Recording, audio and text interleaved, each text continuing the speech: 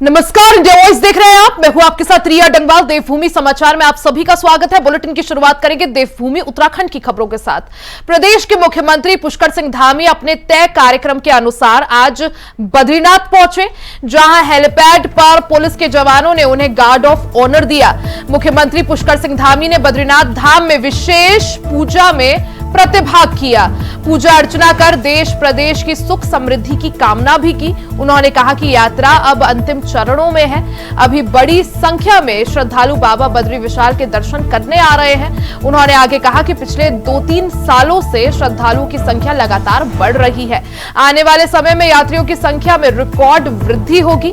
इस दौरान प्रधानमंत्री की प्रेरणा से यहाँ पर मास्टर प्लान का काम तेजी से पूरा हो रहा है। आने वाले समय में यहाँ का भव्य स्वरूप निकल कर आएगा। हर साल अच्छी यात्रा हो यही हमारी प्रयास रहेगा।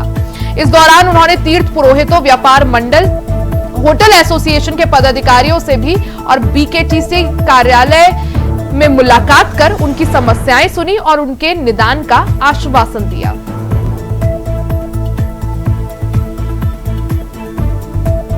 अंतिम चरण में है और इस बार की यात्रा से यहाँ के हमारे सभी तीर्थ पुरोहित समाज के लोग, हमारे धार्मिक संगठनों के लोग, व्यापार मंडल के लोग, होटल एसोसिएशन, अन्य एसोसिएशन, सभी ने बहुत संतोष व्यक्त किया है कि यात्रा बहुत कुशलतापूर्वक संपन्न हुई है, अच्छी यात्रा हुई है। और यात्रा चूँकि अब कपाट बंद होने में 4 दिन का समय शेष है, लेकिन अभी भी पूरी तरह से भगवान बद्री विशाल के दर्शन करने के लिए श्रद्धालु बहुत बड़ी संख्या में यहाँ पर हैं। निश्चित रूप से ये हमारे प्रधानमंत्री आदरणीय मोदी जी के प्रधानमंत्री बनने के बाद, चाहे वो बाबा केदार की यात्रा हो, जहाँ पर भव्य निर्माण और दिव्य निर्माण हुआ है, और 2000 करोड़ रुपये से भी अधिक की योजनाओं से आज तेजी से उस क्षेत्र को नवनिर्माण पुनर्निर्माण किया जा रहा है। अनेक काम वहाँ पर हो रहे हैं, अनेक चरणों में काम हो रहे हैं।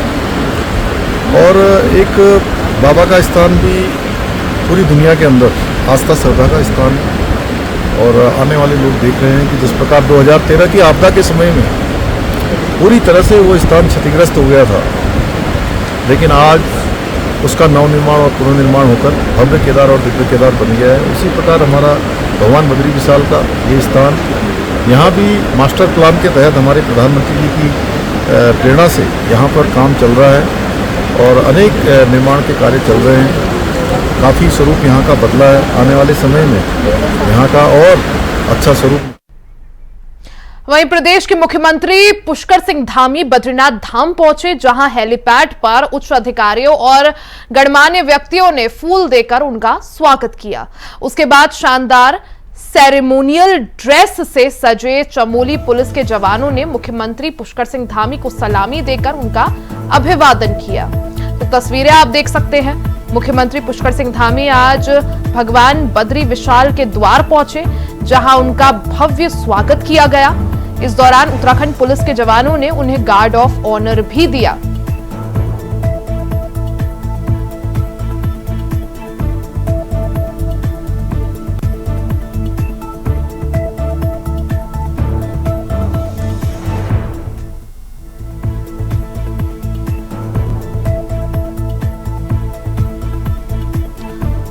तो कार्तिक पूर्णिमा को भगवान बद्री विशाल के कपाट बंद हो रहे हैं। उससे पहले आज मुख्यमंत्री पुष्कर सिंह धामी सुबह भगवान बद्री विशाल के द्वार पहुंचे। यहां उन्होंने बद्रीनाथ मंदिर में पूजा अर्चना की, साथ ही भगवान बद्री विशाल से आशीर्वाद भी लिया और प्रदेश की खुशहाली की कामना भी की। बद्रीनाथ पहुंचने पर मुख्यमंत्री पुष्कर सिंह धामी को वहां के स्थानीय लोगों ने, तीर्थ पुरोहितों ने टीका पिठिया लगाकर उनका भव्य स्वागत किया।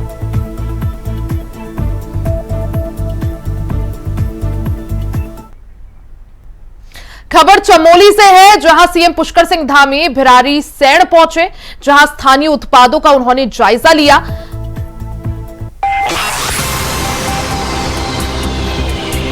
साथ ही इस दौरान कीवी अचार का उन्होंने स्वाद भी चखा। मुख्यमंत्री पुष्कर सिंह धामी के साथ मुख्य सचिव भी इस दौरान मौजूद रहे। कई अहम मुद्दों पर चर्चा हुई। मुख्य सचिव डॉक्टर राधा रतूड़ी भी बैठक में शामिल हुई। तो एक बड़ी खबर आप सभी को बता दें, जहां मुख्यमंत्री पुष्कर सिंह धामी आज चमोली के भिराड़ी सैण पहुंचे। इस दौरान स्थानीय उत्पादों का उन्होंने जायजा लिया। मिलेटी, बीटा, कीवी और अचार का उन्होंने स्वाद चखा। जो प्रदर्शनी लगाई गई थी वहां भी मुख्यमंत्री पुष्कर सिंह धामी पहुंचे, अलग अलग उत्पादों का उन्होंने स्वाद चखा। इसके साथ ही बैठक में भी वो शामिल हुए।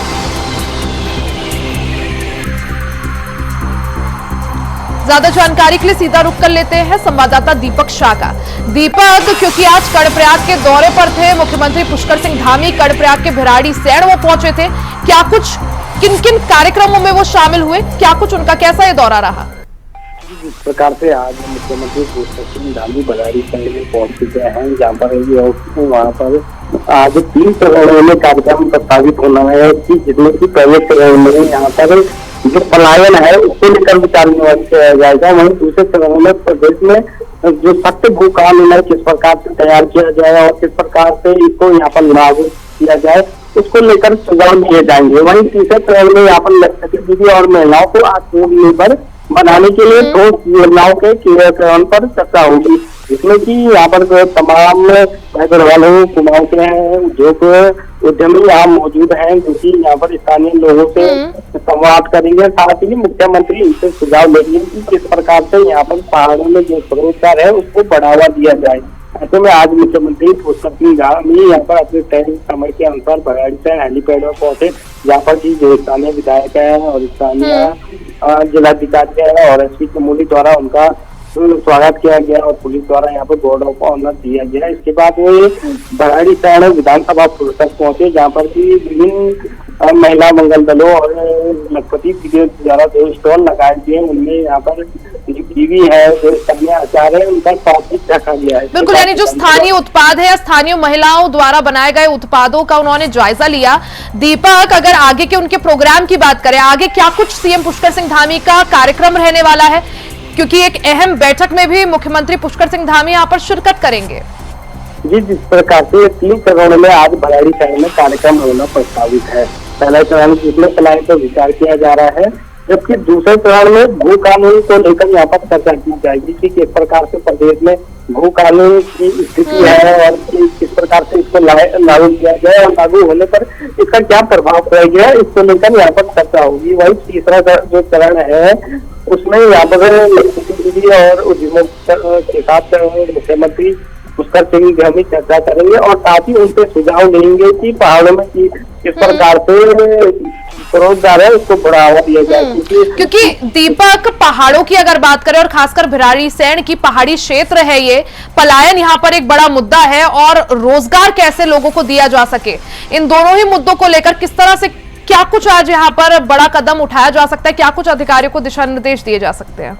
जिस प्रकार से कार्यक्रम पहले देहरादून में प्रस्तावित होना था, लेकिन जिस पहाड़ों की स्थिति को देखते हुए पहाड़ों में जो पलायन हो रहा है, जो स्वरोजगार नहीं हो पा रहा है, उसको लेकर यहाँ पर मुख्यमंत्री पुष्कर सिंह धामी ने स्वयं ही इस कार्यक्रम को भिराड़ी सैण में आयोजित करने का फैसला लिया गया था। क्योंकि जिस प्रकार से पहाड़ों में तमाम प्रकार के उत्पाद है, चाहे वो अचार हो, चाहे जूस हो, चाहे प्रसाद बांटने का काम हो या अन्य स्वरोजगार है, लेकिन जिसमें उनकी पैकेजिंग हो, चाहे उनको बेचने का बाजार हो, किस प्रकार से यहाँ पर इनको प्रभाव में लाया जा सके, उसके लिए यहाँ पर मुख्यमंत्री पुष्कर सिंह धामी ने लगभग 100 से अधिक उद्यमियों को भिराड़ी सैण में बुलाया है, ताकि वो महिलाओं को बता सके कि किस प्रकार से इसकी पैकेजिंग करनी है, किस प्रकार का इनका उत्पादन करना है, किस प्रकार से ये अचार या अन्य चीजें बनानी है, ताकि आसानी से ये प्रोडक्ट है जो आसानी से बिक सके और पहाड़ों में जो पलायन कर रहे हैं ये लोग हैं वो वापस आकर पहाड़ों में ही स्वरोजगार कर सके। आज की जो बैठक होने वाली है, महत्वपूर्ण बैठक, जिसमें मुख्य सचिव राधा रतूड़ी भी शामिल होंगी, सीएम पुष्कर सिंह धामी भी शामिल होंगे, उस बैठक को लेकर क्या कुछ जानकारी आपके पास दीपक? कितने बजे वो बैठक शुरू होगी? बैठक की बात की जाए तो पहली बैठक लगभग 11 बजे से यहाँ पर चालू हो चुकी है, जिसमें की पलायन को लेकर चर्चा हो रही है। वही अगली बैठक लगभग 1-1:30 बजे से आयोजित होगी और साथ ही तीसरी बैठक लगभग 2 बजे के करीब यहाँ पर लागू होगी, जिसमें कि लखपति वीडियो से संवाद किया जाएगा। और यह महत्वपूर्ण बैठक मानी जा रही है क्योंकि भिराड़ी सैण में पत्नी के लिए जाना जाता है, लेकिन एक बड़ा कदम यहाँ पर भिराड़ी सैण में है कि एक उद्यमी इन्वेस्टर सिस्टम सिस्टम लागू कर दिया बिल्कुल, गया है। यानी यही वजह है कि सबकी नजर मुख्यमंत्री पुष्कर सिंह धामी के आज के भिराड़ीसैंण दौरे पर थी। दीपक, बहुत बहुत शुक्रिया आपका जानकारी के लिए।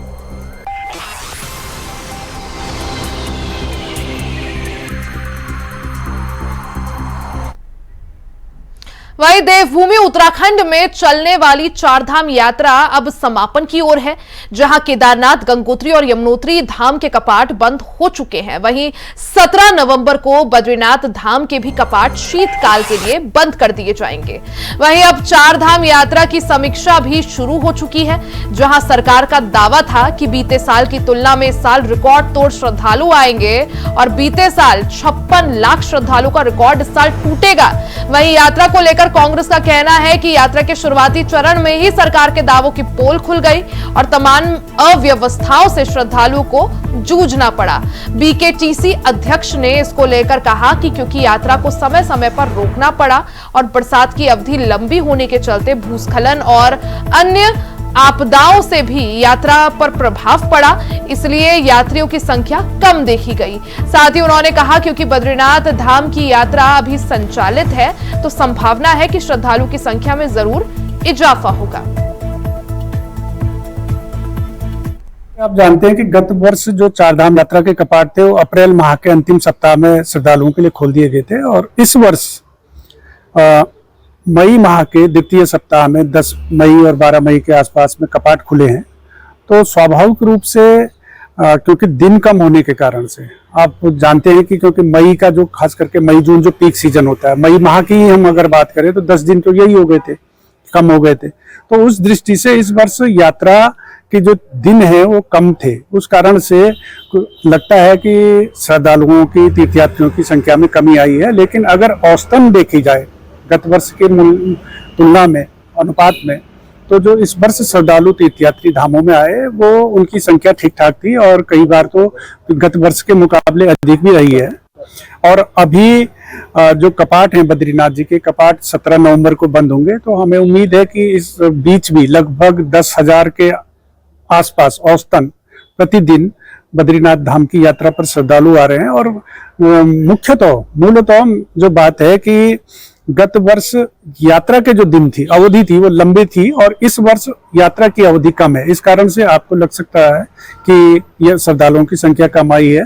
और उसके अलावा इस वर्ष आप जानते हैं कि जो प्राकृतिक आपदा है वो भी अधिक रही है, वर्षा के काफी हुई है, उसके कारण भी बीच में व्यवधान उत्पन्न हुआ, यात्रा कुछ दिन बाधित भी रही। खास करके केदारनाथ धाम की जो यात्रा है उसमें काफी बाधाएं उत्पन्न हुई, पैदल मार्ग से लेकर के, और जो सड़क मार्ग है वो कई स्थानों पर बुरी तरीके से क्षतिग्रस्त हो चुका था। तो इन सब कारणों के कारण भी थोड़ा सी यात्रा प्रभावित हुई।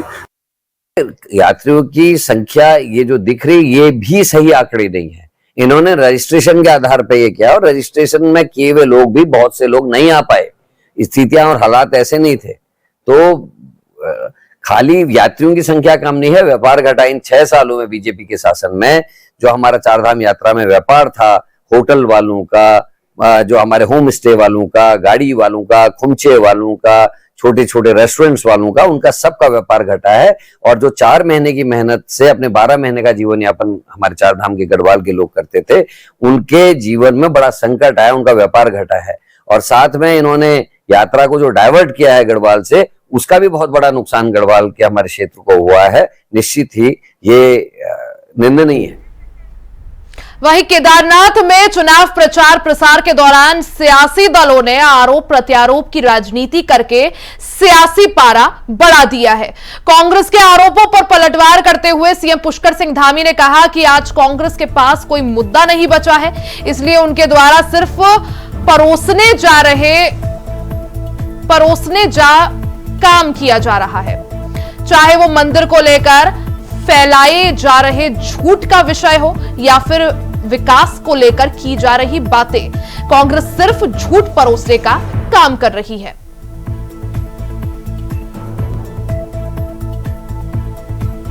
अब कांग्रेस के पास कोई मुद्दा नहीं है। कांग्रेसी लोग आ रहे हैं, केवल नेगेटिव बातें कर रहे हैं भाइयों बहन लोग, इसलिए वो झूठ फैलाने का काम कर रहे हैं, अफवाह फैलाने का काम कर रहे हैं। प्रदेश में आप सबको याद होगा 2022 में जब चुनाव हो रहे थे कांग्रेस के लोग क्या कह रहे थे, इनके एक पूर्व मुख्यमंत्री कह रहे थे कि अभी मैं देख रहा था 2 दिन पहले यहीं से उनका बयान आ रहा था कि पुष्कर धामी शंकराचार्य बन बैठे हैं। भाइयों बहनों, केदारनाथ की शिला दिल्ली में स्थापित करने गए थे। मैं बाबा केदार की सौगंध कसम खाकर कहता हूं, मैं सौगंध खाकर कसम खाता हूं कि मैंने कभी ऐसा काम नहीं किया। ये सिर्फ कांग्रेस की झूठी अफवाह है। आज ये जो कांग्रेस के लोग हैं, ये जो झूठी अफवाह फैला रहे हैं, उनसे मैं पूछना चाहता हूं, आज इस मंच से मैं पूछना चाहता हूं कि फरवरी 2015 में जब हरीश रावत जी ने मुख्यमंत्री रहते हुए और गणेश गोदियाल जी ने बीकेटीसी के चेयरमैन रहते हुए मुंबई के बसई में बद्रीनाथ मंदिर का निर्माण हुआ था कि नहीं हुआ था, वो बताएं लोगों को। उनको बताना चाहिए कि इसमें सच्चाई क्या है, उस समय क्या मंदिर बना था कि नहीं बना था। मैं बाबा केदार के इस मंच से कोई झूठी बात नहीं बोलना चाहता, उनसे पूछना चाहिए उस मंदिर के शिलान्यास में क्या हरीश रावत जी मौजूद थे कि नहीं थे। आप सभी को पता है ऐसा हुआ था, लेकिन तब ये कांग्रेस के नेता, ये कांग्रेस के पदाधिकारी, उनके कार्यकर्ता कहां गए थे भैया, कहां सो गए थे उस समय।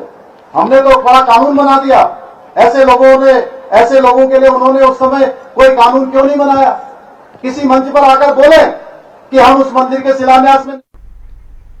खबर कोटद्वार से है, जहां जहां एक ओर सरकार शहरों से लेकर गांवों तक स्वच्छता अभियान के तहत शौचालय निर्माण के प्रयास कर रही है, वहीं कोटद्वार के बेस अस्पताल में स्थित सार्वजनिक शौचालयों में ताले पड़े हुए हैं। बता दें कि इसी कारण अस्पताल में आने वाले मरीजों और उनके साथ तीमारदारों को भारी परेशानी का सामना करना पड़ रहा है। बेस अस्पताल में शौचालय का निर्माण विशेष रूप से मरीजों और अस्पताल आने वाले लोगों की सुविधा के लिए किया गया था, लेकिन शौचालय के दरवाजे पर लगे ताले ने मरीजों के लिए अतिरिक्त मुश्किलें खड़ी कर दी हैं। वहीं अस्पताल प्रशासन के आला अधिकारियों को इस समस्या की जानकारी होने के बावजूद भी शौचालय के ताले नहीं खोले गए हैं, जिसकी वजह से तीमारदारों को बार बार पीने के पानी के लिए नीचे जाना पड़ रहा है या बाहर से लाने की को मजबूर है। अस्पताल प्रशासन की लापरवाही इस दौरान सामने आई है। अस्पताल के शौचालय में लगे ताले जो है वो ताले लगे हुए हैं, तीमारदारों को खासी परेशानी का सामना करना पड़े। तस्वीरें आप देख सकते हैं किस तरह से पीने के पानी का जो कंटेनर है वहां भी उसे बंद किया गया है और जो अस्पताल की जो शौचालय है वहां भी ताले लगाए गए हैं।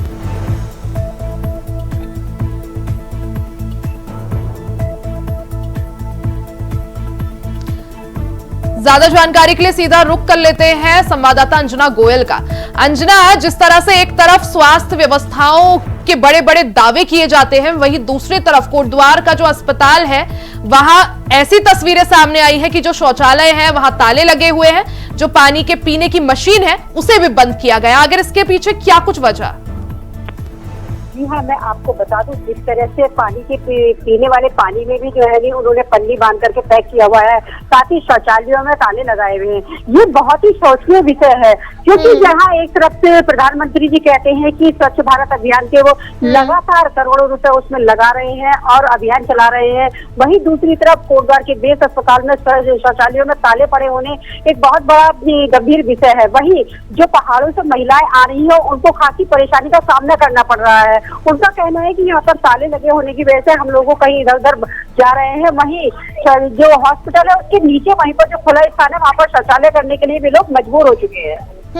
अंजना, लेकिन जिस तरह से जो आला अधिकारी हैं बेस अस्पताल के, उन्हें भी अच्छे से इस बात की जानकारी है कि अस्पताल के जो शौचालय हैं वहां ताले लगे हुए हैं, जो पानी की मशीनें हैं उन्हें बंद किया गया है। ऐसे में आखिर क्यों कोई एक्शन नहीं लिया गया? क्या वजह इसके पीछे?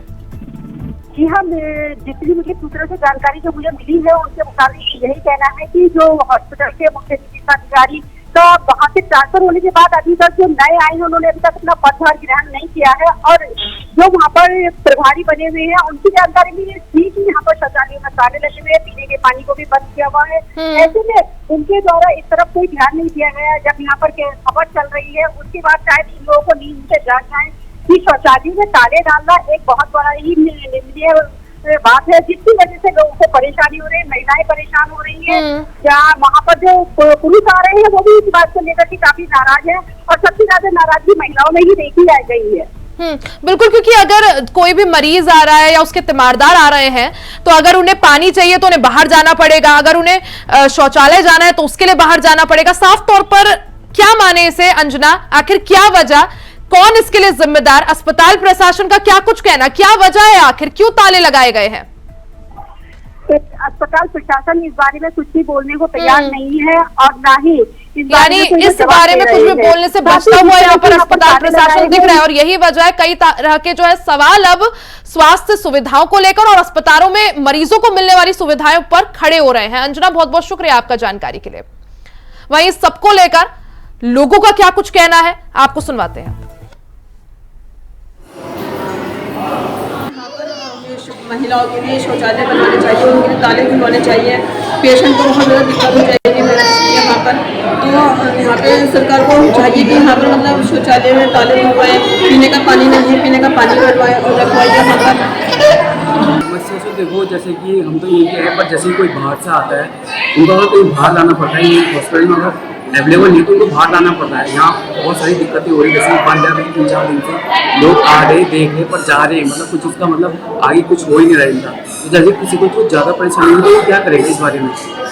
तो ऐसे इसमें या तो कुछ आगे के लिए देखी जाए या तो इनको फिर बाहर ही जाना पड़ेगा। फिर बाहर जाने के लिए यहाँ पे भी लोकल भी है तो दूर ही जाना पड़ता है। वहाँ भी कुछ जैसे कि तुम्हारा सब्जी मंडी है, वहाँ भी हमें टैक्स लेके जाना पड़ता है। पर यहाँ हॉस्पिटल में 3-4 दिन से 15 रोज का कुछ देखा जाए। शौचालय पे, पानी के उसमें सब जगह ताले लगे हुए हैं। हम लोग परेशान हैं, जो दूर दराज के लोग हैं उनके लिए तो बड़ी परेशानी हो रही है ना। मैम बाथरूम में कोई जा रहा है तो वहाँ ताला लगा हुआ है। अब बताओ कि मरीज के साथ जो आदमी है उन्होंने कहाँ जाना है? हम इसी बारे में आपसे बात कर रहे थे कि जब कहीं से जनता की आवाज़ तो उठेगी तब जाके कोई बताएगा। वहीं देहरादून के परेड ग्राउंड में चल रहे 5 दिवसीय युवा महोत्सव में स्पोर्ट्स साइंस पर कार्यशाला का आयोजन किया गया। कार्यशाला में विशेषज्ञों द्वारा खिलाड़ियों को खेल के प्रति जागरूक किया गया, साथ ही खेल से रोजगार के बढ़ते अवसरों के बारे में भी जानकारी दी गई। वहीं कार्यशाला में पहुंचे खेल विभाग के विशेष प्रमुख सचिव अमित सिन्हा ने बताया कि कार्यशाला में स्पोर्ट्स कॉलेज के बच्चों के साथ साथ ही कोच भी मौजूद रहे। कार्यशाला के जरिए खिलाड़ियों को अपने अंदर छिपी प्रतिभा को निखारने के साथ ही खेल से रोजगार और स्वरोजगार में मिलने वाले लाभ की जानकारी भी दी गई है। आपने खुद देखा कितना जोश है बच्चों में और कोचेस जो आए हुए उनमें, बाहर से जितने खिलाड़ी आए उनमें भी जोश है। तो ये सबसे बड़ी चीज़ है कि इस सेशन के माध्यम जो आपने देखा भारत से काफ़ी नामी गिरामी लोग आए हैं जो कि स्पोर्ट्स साइंस पे, फिजियोथेरेपी पे, आज जैसे देखा नेवी से उनके नेवी स्पोर्ट्स कंट्रोल बोर्ड के सेक्रेटरी आए थे।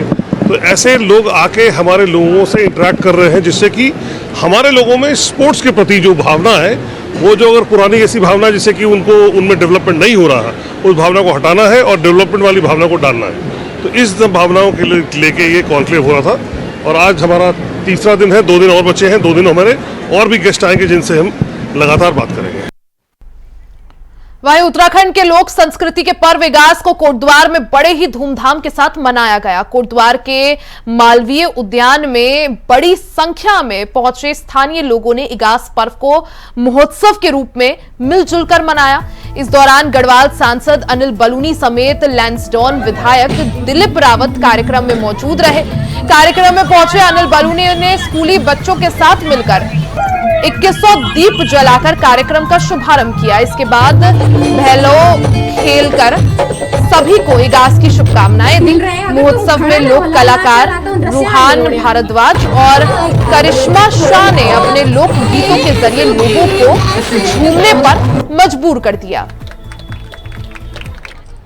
देखिए, अब आने वाले समय में हम इगास को इस स्तर पर ले जाना चाहते हैं कि जिस प्रकार से नवरात्रों में सब लोग गरबा खेलने गुजरात जाते हैं, जैसे दुर्गा पूजा देखने लोग बंगाल जाते हैं, हम लोग भी चाहते हैं कि उत्तराखंड का एक त्यौहार ऐसा हो जिसको पूरा विश्व पहचाने और पूरा विश्व उस त्यौहार को देखे और हमारी संस्कृति को देखे और उसमें शामिल हो।